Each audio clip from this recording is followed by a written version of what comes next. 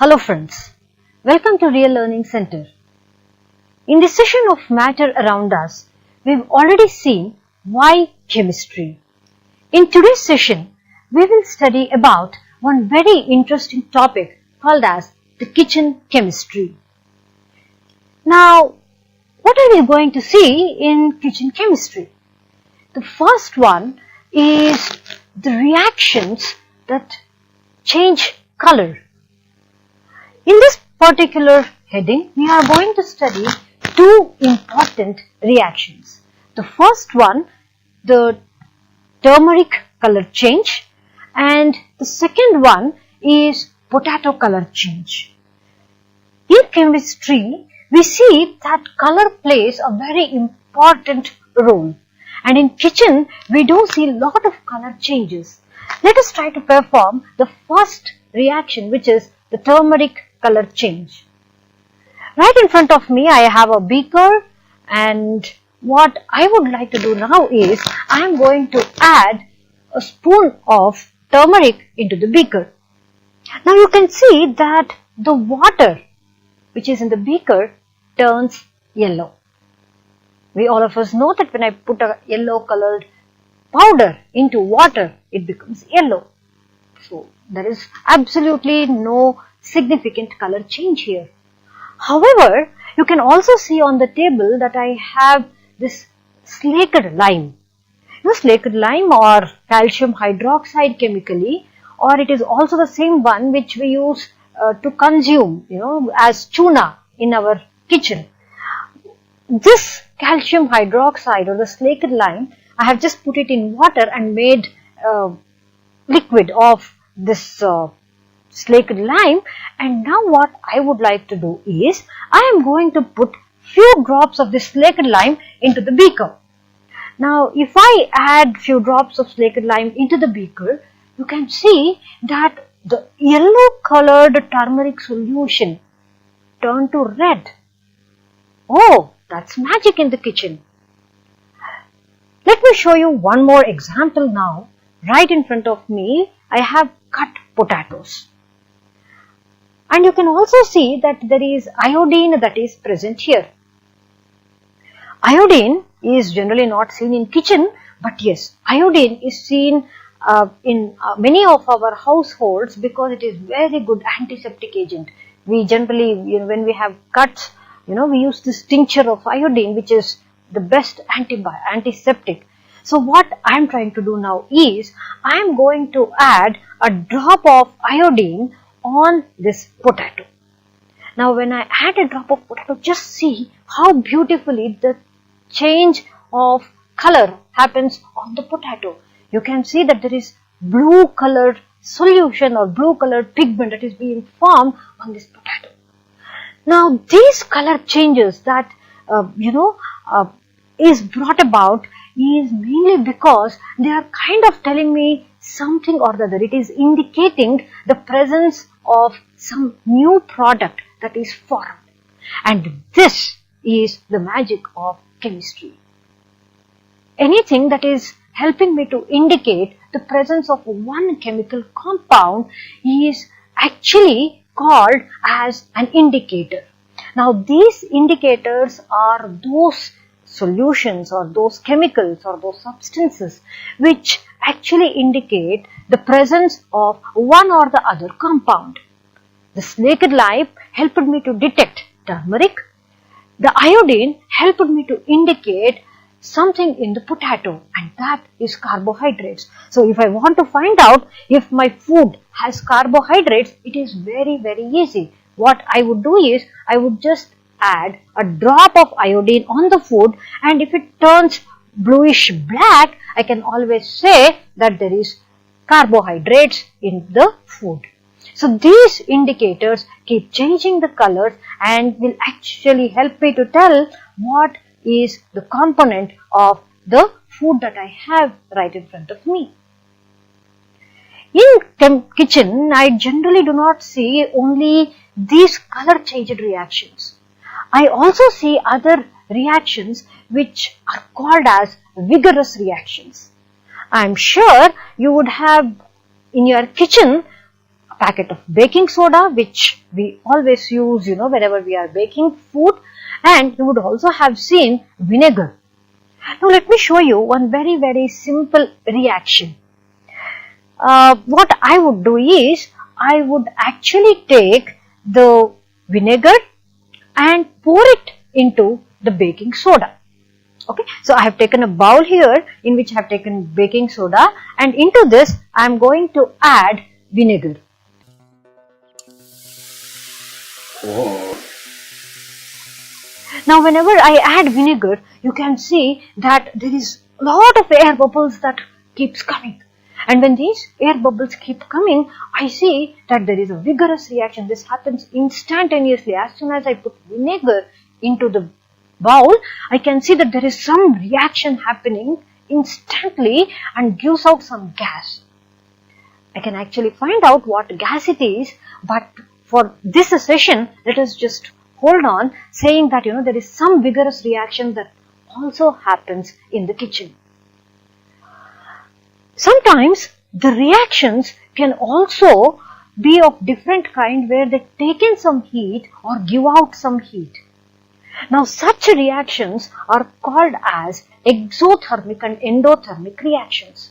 Exo means giving out. Now those reactions which give out heat are called as exothermic reactions.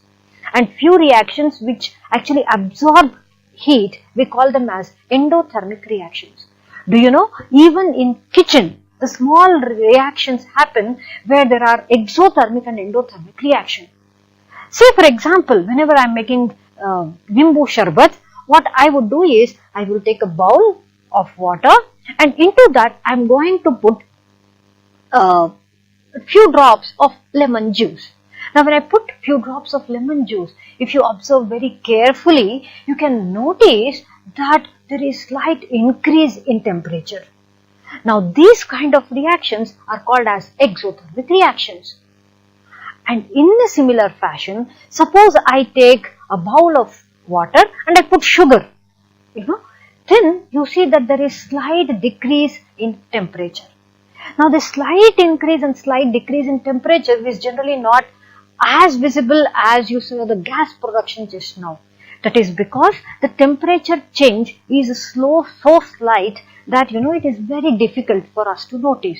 However, these reactions can all be visualized with proper equipments and when we do it in large ratios. So these reactions keep on happening in kitchen whenever we are bringing out some kind of cooking that we do in kitchen. Now, after studying about a few reactions and few color changes that happen in chemistry, let us talk about few processes that we follow in kitchen. Generally, whenever we are talking about kitchen processes, what we do is, we do washing of vegetables, we do cooking, we do marinating, and we also do fermenting. These are some of the most commonly conducted processes in the kitchen. Let us try to see what is the chemistry behind each of these processes that we carry out in kitchen. Talking about the first one, which is washing, I am sure we all keep washing vegetables every now and then before we use. That is mainly because we need to remove the dust and the dirt which is there on the vegetable or the fruit, and there is also unwanted chemicals which might be present on the vegetable, and the third one is the microorganisms. Now whenever I am washing, I have to see that all these three unwanted particles are removed from the surface of the vegetable. Now how do we generally wash the vegetable? What we generally do is, we take the vegetable, we put it in a bowl of water, mix it well, and maybe we can put it even under running water, and then we generally put it in salt water and we wash it. But let us see how each of these unwanted substance is removed. Whenever I put the vegetable in water, we see that the dust and the dirt gets washed away by the water current. Therefore, one of the unwanted substances is thrown out. The second one that I want to take out is the chemicals. Most of the times, because the vegetable or the fruit has to look very fresh, we spray a lot of chemicals on the surface of these vegetables and fruits, and obviously they are not very good for our health. So I need to take out these chemicals on the surface. And how do I do it? I just soak it in water. If I soak it in water, because water is universal solvent, I see that majority of the chemicals get solubilized in water, and my vegetable or the fruit which I am intending to wash is safe and neat. Now the third one is microorganisms. There is no place where there are no microorganisms at all on this planet Earth. Now these microorganisms are on the surface of the vegetable, and I need to take them out because they might not be very good into my body. So what I should do is, I should see that these microorganisms are taken out in a very safe manner, especially those microorganisms which have the ability to cause certain diseases. So if I just zoom in and see, I can see that there are a lot of microorganisms. Now this is generally taken out by soaking the vegetable in salt water. Now whenever I have salt water present, I see that I can find that the presence of salt somehow kills this bacteria. Now let us tell you how that bacteria is killed when I put it in salt water. When I put it in salt water, the salt outside the cell is more and the salt inside the cell is less. And in nature, everything has to be in some kind of equality. So there has to be the salt concentrations same inside the cell and also outside the cell. Therefore, what would happen is, just to see that the salt concentration becomes equal, the water which is there inside the bacteria comes out, and this will actually shrink the bacteria because most of the cell is water and the water comes out, so that the salt concentration inside the cell and outside the cell would be the same. Now because the size of the cell shrinks, we see that the bacterial cell or the microorganism would die. You might be wondering why the other way does not happen, why the water does not enter inside the cell. Now that will not happen mainly because, or the salt will not enter the cell, into the cell, mainly because, the cells are made up of the cell membrane, and the cell membranes are semi-permeable in nature. It will not allow the salt to enter into the cell so that they can become equal. So the only way to make that equality between the cell and its surrounding is that the water inside the cell should come out, and this will actually kill the microorganism. So this way, just washing will remove all the unwanted substances from the vegetables, the dust, the chemicals, and also the microorganisms. Let us talk about the second process, which is the cooking. Now whenever we are cooking, we see that the hard food material becomes softer. Now we all cook rice, and all of us love eating cooked rice. Why? Yes, first thing is, you can see that it gives nice aroma. The second is that it is very soft. But have you also noticed that if you eat raw uncooked rice, it might give you a stomachache? And therefore cooked rice is easily digestible by our body? Yes. How is cooking helping, to change something in rice so that it is easily digestible? If you just look at each of these rice grains, you see that it is made up of carbohydrates, right? And the carbohydrate present in this rice is called as the starch. Starch is present as two forms. One is a long chain form and the other one is a branched chain. The long chain and the branched chain, both of them comprises our starch. Our body is very easily can digest the long chain starch, whereas if it is branched chain, it will not be able to digest well. Therefore, what you also see is that when I am cooking, I am giving heat and water. When I am giving heat and water together, the branched chain, which is not easily digestible by our body, becomes kind of soluble. That is because the water which is there when I am cooking, will enter into the branched starch, will enter, converts it into a form which makes it easily digestible by our body. Thus, you see, when the rice is cooked, it is giving us a soluble form of the branched starch and also the long chain starch, which is easily digestible. Therefore, when you eat cooked rice, you see that it gives us good energy because it is easily digestible, does not give us stomach ache.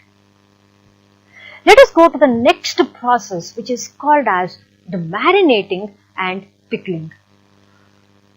I am sure this is a very common process where marinating is generally done for meat. What we do is we put all the spices together and keep it for few hours, and after it is kept for few hours, we start cooking. Right? Now, why do we marinate?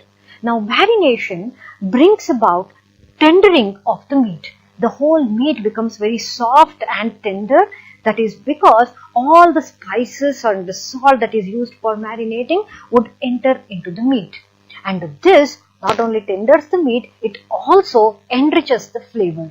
That is because any part would actually give me the flavor of the spices. Pickling is a very similar process of marinating where we add a lot of salt and spices, but here we do not keep it for several hours, we keep it for several days. Now, when we keep it for several days, you see that the vegetable which is not being cooked there, without cooking it becomes tender. It also enriches the flavor, and because we are adding high amounts of salt, you see that it is also preventing the growth of microorganisms. Just as how we saw that the presence of salt kills the bacteria, kills the microorganism, this pickling also, because of the presence of high salt concentration, does not allow the microorganisms to grow in the pickle. So this is one food which you can just prepare once, keep it for many days and enjoy the taste whenever you want. Now let us also talk about the last process, which is the fermenting process.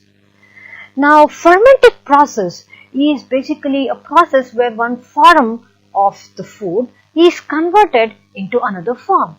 Now, this is generally brought about by a few bacteria which we call as the lactobacillus bacteria. In this process of fermenting, we see that the milk which is there can be converted into curd.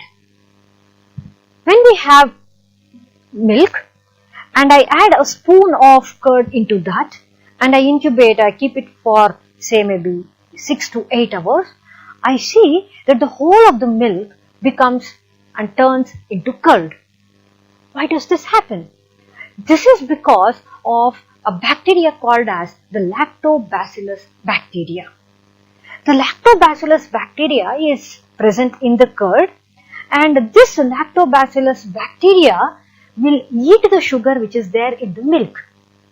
Sugar has milk, we call that sugar as lactose. So this lactobacillus bacteria will eat this sugar, and after it eats sugar, it gives out acid, which is the lactic acid, and this acid will convert the milk into curd.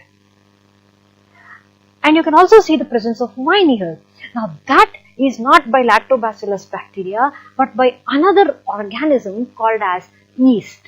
Now this yeast will eat the sugar, just like our lactobacillus bacteria, but instead of giving out acid, you see that it gives out alcohol. Now this process where a microorganism eats sugar present in the food and gives out acid or alcohol in the end is called as fermentation. The yeast which I used to make wine here is also used to make bread.